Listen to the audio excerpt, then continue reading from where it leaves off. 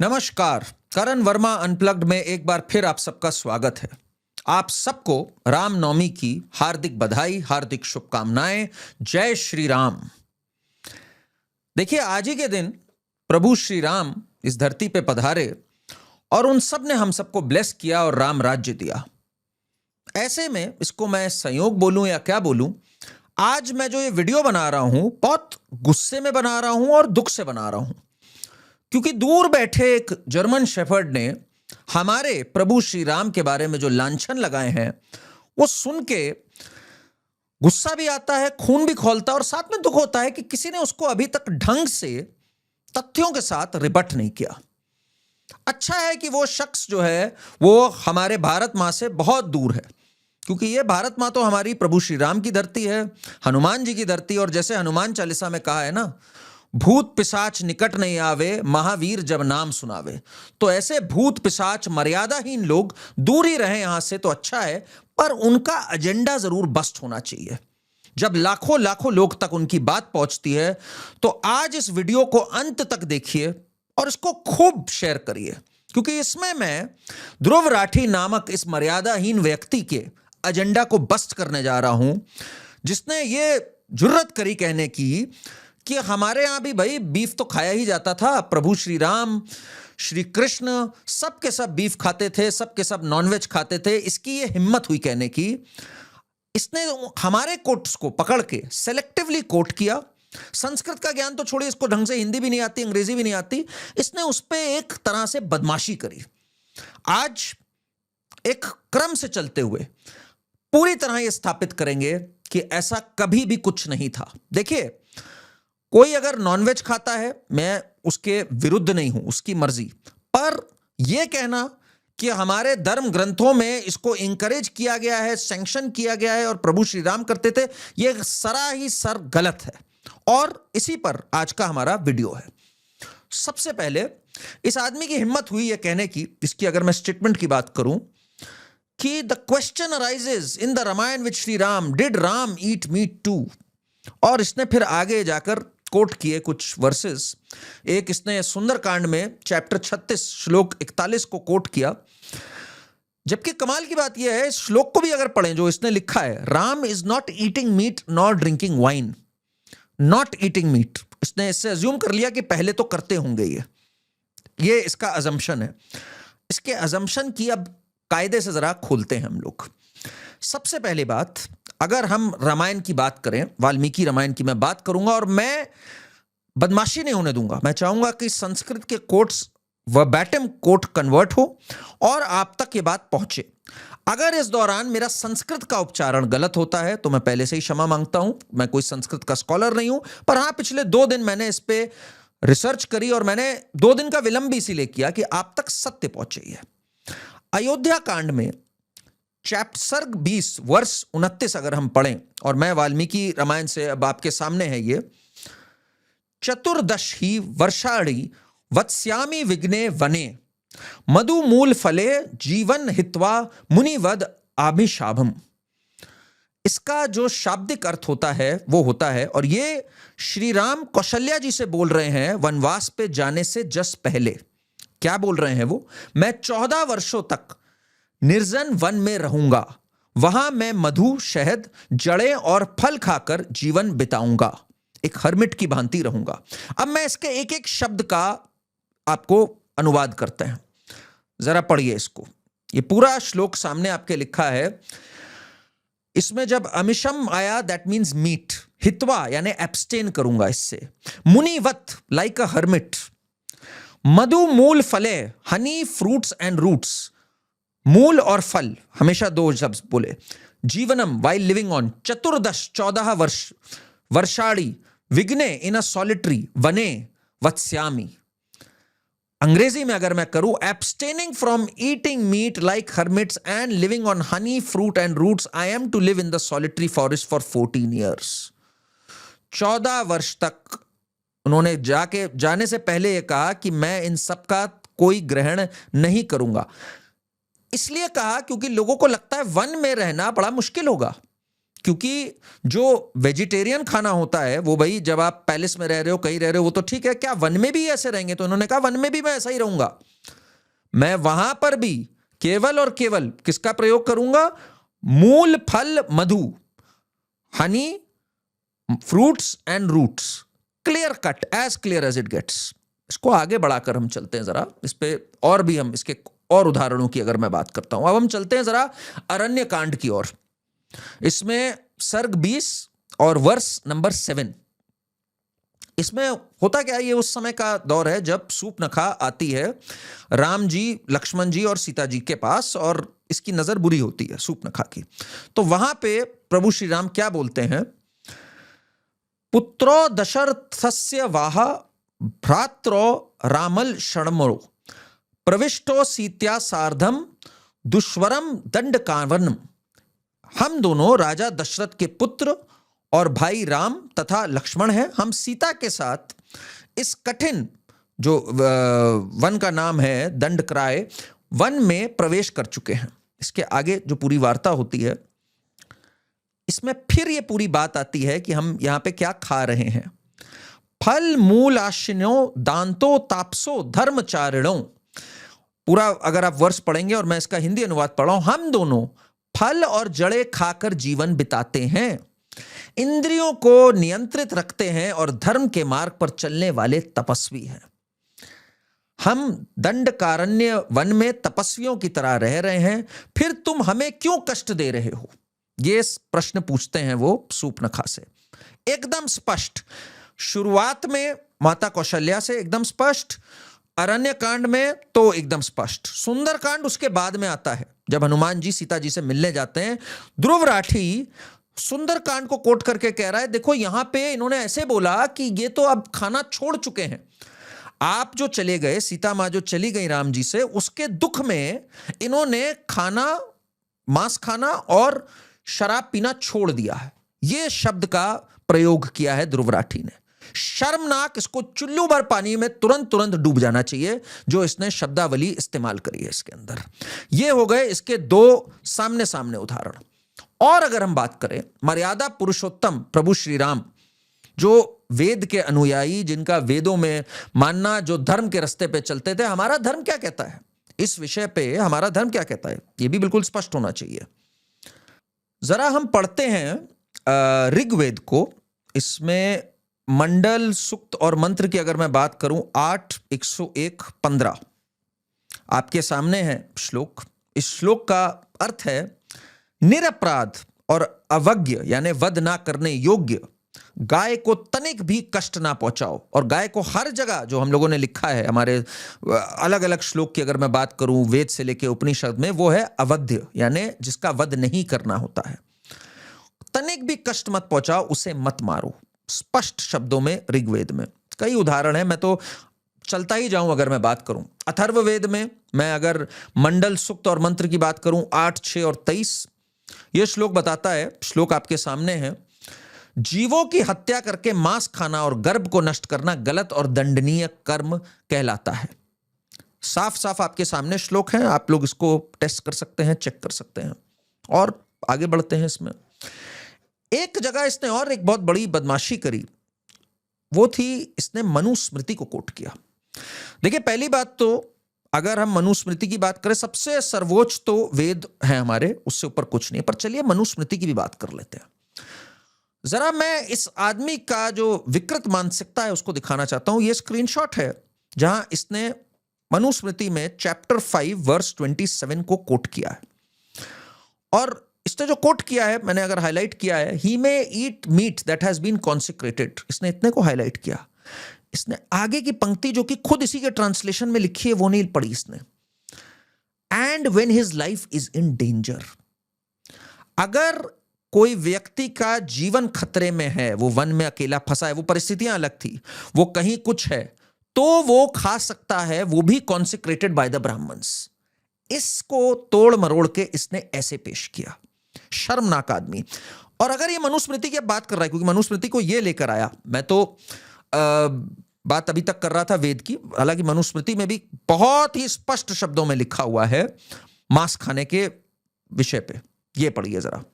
Manusmriti chapter 5 verse 48, न कृत्वा प्राणान्यम हिंसाम मास मृत्यु पद्यते क्वचित। किसी भी प्राणी की हिंसा किए बिना मांस कहीं उत्पन्न नहीं होता और प्राणियों की हत्या स्वर्ग देने वाली नहीं है, इसलिए मनुष्य को मांस का त्याग करना चाहिए। एकदम स्पष्ट, जितना स्पष्ट हो सकता है उतना स्पष्ट लिखा हुआ है मनुस्मृति में। तो ध्रुव राठी, मनुस्मृति जो तुमने कोट करी उसमें भी आधा कोट किया और मनुस्मृति का पूरा कोट ये होता है। ये बात हुई दूसरी। अब एक बात और अक्सर लोग लिख रहे थे और बहुत लोगों को एक बोलने का मौका मिल जाता है कि अरे भाई एक बात बताओ, और इसमें कई by the way so called हिंदुत्ववादी भी हैं, जो मैं नाम नहीं लेना चाह रहा हूं उनका, जो ये लिख देते हैं कि अरे प्रभु श्री राम तो वो खाते ही थे, तभी तो हिरण के पीछे क्यों गए थे? नहीं तो वो हिरण के पीछे क्यों गए थे भाई प्रभु श्री राम माता सीता के आग्रह पे? इसका सच्चाई क्या है? तो आज हम लोग जरा इसकी सच्चाई की भी जरा चर्चा कर लेते हैं। अब आते हैं हम इसमें अरण्य कांड में। अरण्य कांड में अब हम उस वाक्या पे चलते हैं जहां पर सीता जी उस हिरण से मोहित हो जाती हैं। सुनिए जरा क्या लिखा है अरण्य कांड के मंडल सूक्त और मंत्र की मैं बात करूं तो 43:12। हे राजन, ऐसा तेजस्वी और सुंदर हिरण मैंने पहले कभी नहीं देखा, बोलती हैं ये सीता जी। अच्छा, एक सोचने वाली बात, जब सुंदरता की बात कर रही हैं तो क्या उसको खाने की बात कर रहा है कोई? सुंदरता की बात कर रही हैं। आगे, हे आर्यपुत्र, ये सुंदर हिरण मेरे मन को बहुत आकर्षित कर रहा है। हे महाबहू, इसे पकड़ कर लाइए, यह हमारे खेलने के लिए होगा। अंग्रेजी में शब्द है इसके लिए प्लेमेट, और अगर मैं संस्कृत की बात करूं तो वो है क्रीड़ार्थ। खुद ही सीता मां ने 43 में सूक्त और मंत्र 9 अरण्य कांड में साफ स्पष्ट खाने का उद्देश्य नहीं था, और पहले ही राम जी बोल चुके हैं यहां पे हम लोग फल और मूल खा रहे हैं, बस क्लियर कट बोला है इन्होंने ये। आगे फिर प्रश्न यह आता है कि भाई प्रभु श्री राम फिर वाड़ लेके क्यों गए इसके पीछे? इसके आगे देखते हैं। और देखिए, वैसे तो इतना स्पष्ट हुआ है इसमें, फिर भी इन लोगों ने बदमाशी करने की कोशिश करी। इसमें 43:17 में माता सीता क्या कहती हैं? हे प्रभु, यह अद्भुत हिरण का रूप भारत के लोग, यानी अपने जब हम वापस अयोध्या जाएंगे, माताओं आपके और हमारे लिए भी निश्चित ही बहुत आश्चर्य उत्पन्न करेगा। उनका ध्येय यह था कि हम इसको पालेंगे और फिर भारतवर्ष और अयोध्या में जब वापस जाएंगे तो हम इनको अपने साथ लेकर जाएंगे। इस पर लक्ष्मण जी को एक संशय था, एक शक था कि ये कहीं वो मरीच तो नहीं है जो ये बनकर आया है हिरण। तो इस पे प्रभु श्री राम क्या कहते हैं 43:37 में, और मैं सब वाल्मीकि रामायण से पढ़ रहा हूं शब्दशः अरण्य कांड से। हे लक्ष्मण, यदि जैसा तुम कह रहे हो, लक्ष्मण जी ने जब कहा कि ये एक राक्षस भी हो सकता है, यह किसी राक्षस की माया या छल है, तो भी मुझे इसका वध करना ही चाहिए। तो श्री राम अपने साथ बाण लेके गए कि अगर तो ये राक्षस है तो मैं इसका वध करूंगा, और अगर ये राक्षस नहीं है तो मैं माता सीता के लिए इसको लेके आऊंगा, कल को वापस अयोध्या में लेके जाएंगे। एक अच्छी आकर्षण है, हम इसका ध्यान रखेंगे, इसके साथ क्रीड़ा रखेंगे। यह है इसका सही संदर्भ अगर मैं बात करूं तो आज के बाद आपको यह बिल्कुल क्लियर होना चाहिए आज रामनवमी के दिन कि प्रभु श्री राम ना तो मांस खाते थे और ना ही कहीं ऐसा लिखा हुआ है। कहीं पर भी अगर लिखा है तो यह समझ लीजिएगा कि संस्कृत की हमारे अज्ञानता जो है संस्कृत को लेकर, उसका एक नाजायज फायदा कोई उठा रहा है और बदमाशी कर रहा है। यह आपको आज स्पष्टतः क्लियर होना चाहिए। यही चीज इसने भगवान श्री कृष्ण के लिए भी करने की कोशिश करी। सोचिए जरा एक बात, और इस पे तो हम लोग को खुद बहुत अक्लमंद होने की जरूरत होनी चाहिए कि भगवत गीता में स्पष्ट तौर पे, अगर मैं चैप्टर 17 वर्स 10 की बात करूं, स्पष्ट तौर से लिखा है सात्विक भोजन क्या होता है, राजसिक क्या होता है और तामसिक क्या होता है। मैं जरा पढ़ भी सकता हूं, चैप्टर 17 वर्स 10 आपके सामने है। जो भोजन अधपका, रसरहित, बेस्वाद, दुर्गयुक्त, बासी, झूठा, अपवित्र, जिसमें मांस भी शामिल है, वह तामसी लोगों को प्रिय होता है।